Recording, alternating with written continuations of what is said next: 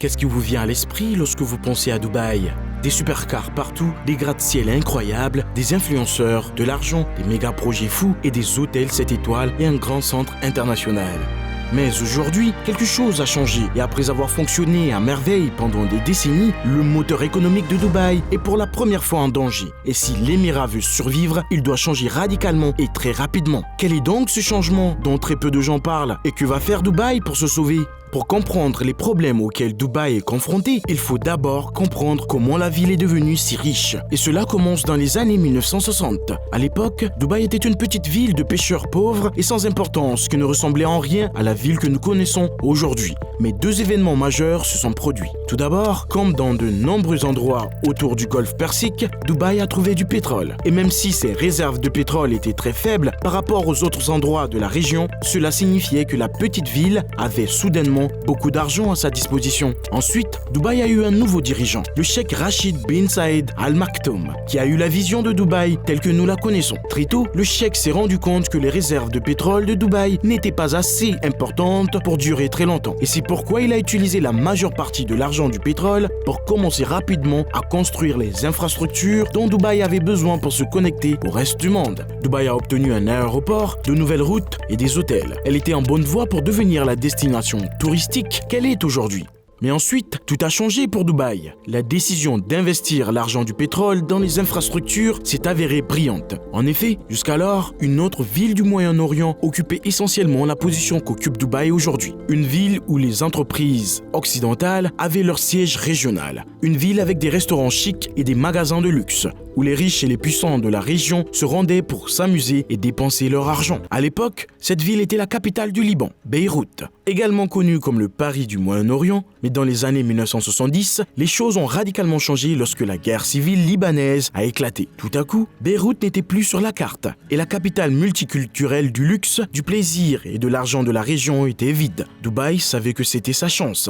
Le dirigeant de Dubaï a assoupli les lois pour permettre aux banques, aux cabinets comptables et aux cabinets d'avocats occidentaux d'ouvrir des succursales au Moyen-Orient, leur offrant un environnement sûr et favorable aux Occidentaux. Les riches de tout le Moyen-Orient qui avaient parqué leur argent à Beyrouth ont commencé à le transférer dans des banques de Dubaï, où ils disposaient également de tous ces services professionnels à portée de main et où ils n'avaient plus besoin de s'envoler pour Londres ou Zurich pour engager un avocat occidental de première classe. Pour améliorer encore la situation, le dirigeant de Dubaï a rapidement agrandi l'aéroport local et lancé sa propre compagnie aérienne. Cela a non seulement rendu Dubaï plus accessible, mais a également détourné le trafic des autres aéroports de la région et a fait de Dubaï une importante plateforme aérienne pour tout le Moyen-Orient et l'Afrique du Nord. Cela lui a permis d'attirer encore plus de touristes venus dépenser leur argent dans les boutiques, les hôtels et les restaurants de Dubaï, dont le nombre ne cesse de croître. Le gouvernement de Dubaï a ensuite lancé un autre plan qui a donné naissance à son industrie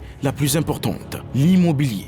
Depuis le milieu des années 1990, Dubaï a commencé à faire venir des millions d'ouvriers d'Inde et du Pakistan comme main-d'œuvre peu coûteuse pour les chantiers de construction et investir tout le reste de l'argent du pétrole dans la construction d'une énorme quantité de biens immobiliers. Suivant la règle, si vous le construisez, ils viendront. Et ça a marché. Depuis les années 1990, Dubaï a construit de plus en plus de projets immobiliers incroyables, attirant davantage de touristes et d'entreprises et finissant par se débarrasser de sa dépendance du pétrole au moment même où ses réserves s'épuisaient. Voilà donc le secret du boom économique de Dubaï. Mais ce boom ne durera pas éternellement en raison d'un grand changement. Quel est donc ce changement? Continuez à regarder pour le découvrir. Jusqu'à présent, l'économie de Dubaï était basée sur ces trois piliers principaux. 1. L'industrie de la construction et un écosystème d'entreprises qui l'entoure. 2. Le tourisme et le commerce de détail qui vit des touristes. Et 3. Les services bancaires et financiers fournis par des entreprises étrangères aux élites du Moyen-Orient. Ce modèle est complètement différent de la façon dont fonctionnent les économies des nations les plus développées. Contrairement à ces derniers, Dubaï ne dispose plus vraiment de ressources naturelles importantes, ni, à quelques exceptions près, d'entreprises à succès au niveau mondial et dépend presque entièrement des investissements étrangers. Et si ce modèle a fonctionné pour Dubaï jusqu'à présent, il ne fonctionnera probablement plus très longtemps, car le contexte dans lequel l'Émirat a pu tirer son épingle du jeu a changé, et pas dans le bon sens.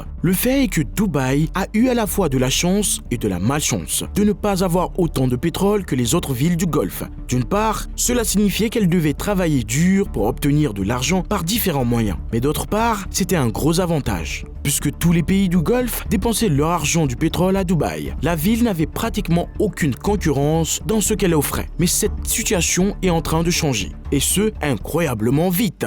Selon le dernier rapport du FMI, les pays du Golfe risquent fort de manquer d'argent avant de manquer de pétrole, parce que la demande mondiale de pétrole va probablement diminuer beaucoup plus rapidement que prévu. Et en raison de leurs dépenses gigantesques, ils dépasseront de plus en plus leurs revenus pétroliers décroissants. Selon le FMI, les pays du Golfe pourraient épuiser leurs réserves financières dès 2034, ce qui représente un énorme risque pour leur survie économique future. Cela signifie qu'ils doivent restructurer complètement leur économie, et ce beaucoup plus rapidement qu'ils ne le pensaient. Sinon, ils seront confrontés à des scénarios plutôt désagréables. Les pays du Golfe, riches en pétrole, en sont bien conscients. C'est pourquoi ils ont tous annoncé des plans grandioses pour restructurer leur économie et éliminer leur dépendance au pétrole dans les années à venir. L'Arabie Saoudite, par exemple, a sa vision 2030. Et c'est une très mauvaise nouvelle pour Dubaï, car la solution que tous les pays du Golfe ont trouvée est de copier entièrement le modèle économique de Dubaï. Ils s'ouvrent donc tous, assouplissent leurs lois et leurs règlements, tentent d'attirer les touristes et investissent d'énormes sommes d'argent dans des projets de construction grandioses.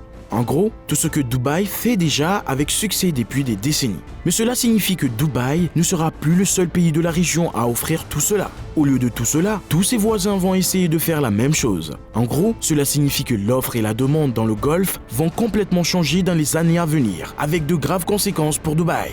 Cela menacera très probablement le dernier pilier de l'économie de Dubaï, à savoir le secteur de l'immobilier et de la construction. Auparavant, l'énorme expansion et les projets toujours plus grandioses étaient financés par les revenus pétroliers de Dubaï.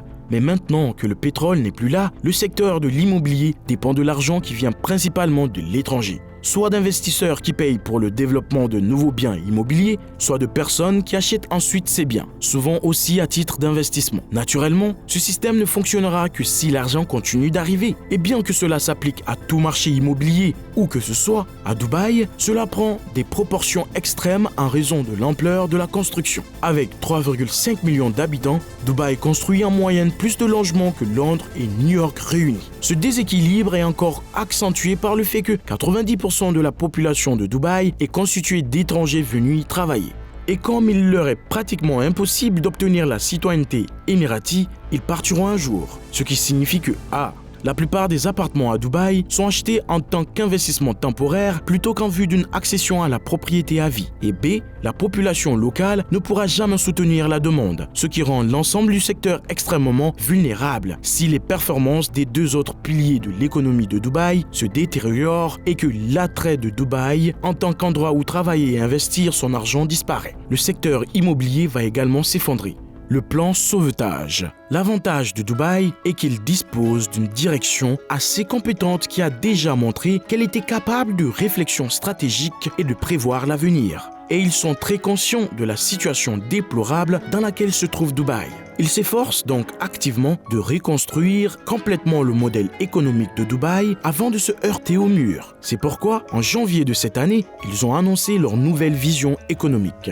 Faire de Dubaï une véritable économie, fondée sur des entreprises locales, la technologie et une population éduquée. Mais cela devra être fait très rapidement et ce sera incroyablement difficile. À l'heure actuelle, Dubaï est complètement dépendant des travailleurs et de l'argent étranger. Sa population locale est très réduite et elle n'a pas l'avantage d'un système éducatif de qualité, d'une industrie développée ou d'une main-d'œuvre locale hautement qualifiée. Naturellement, cela ne signifie pas que Dubaï va s'effondrer demain, dans un mois ou même dans un an. La ville a déjà fait preuve d'une remarquable ingéniosité et le gouvernement de Dubaï s'efforce activement de trouver un moyen d'éviter les problèmes qui se profilent à l'horizon. Néanmoins, d'une manière ou d'une autre, c'est la fin d'une époque pour Dubaï. Soit Dubaï parviendra à se transformer complètement, soit son miracle économique ne durera plus très longtemps.